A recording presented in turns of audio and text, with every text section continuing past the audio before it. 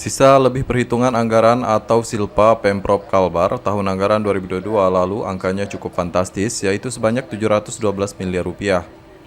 Menurut anggota DPRD Provinsi Kalbar Heri Mustamin, besaran Silpa tersebut mesti menjadi bahan evaluasi dan pelajaran untuk Gubernur Kalbar Sutarmiji jika ingin maju kembali sebagai cagup di Pilkada serentak tahun 2024 mendatang.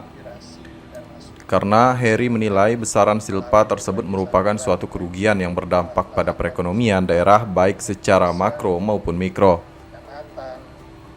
Dijelaskan Heri, keberhasilan kinerja pemerintah itu dapat ditentukan dengan perencanaan yang baik dan pendanaan yang memadai. Sayangnya, potensi pendanaan yang memadai pada Pemprov Kalbar tidak direspon dengan baik.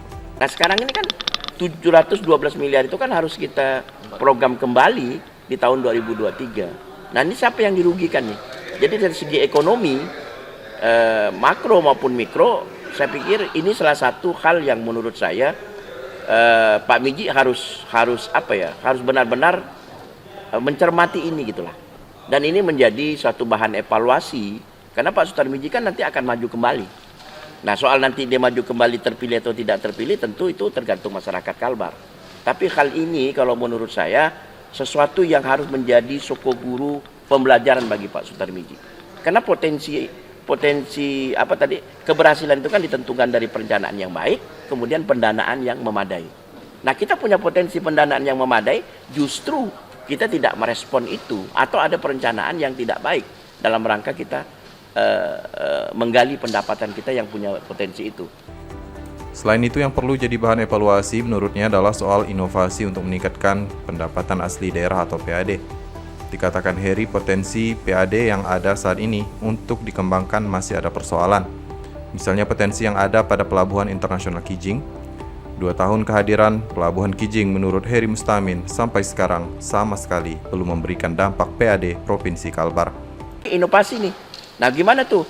Sekarang kan kita punya pelabuhan internasional. Sudah seperti apa perencanaannya? Ya kan harusnya nih dalam 2 tahun ini saya pikir sudah harus ada kontribusinya terhadap PAD kita di Kalimantan Barat. Nah ternyata sampai hari ini juga belum. Jangankan itu, potensi yang ada aja kayaknya masih ada persoalan. Nah barangkali ini satu hal menurut saya menjadi evaluasi yang harus dilakukan oleh Pak Sutarmiji. Kenapa? Karena Pak Sutarmiji kan ke depan akan mencalonkan kembali ya.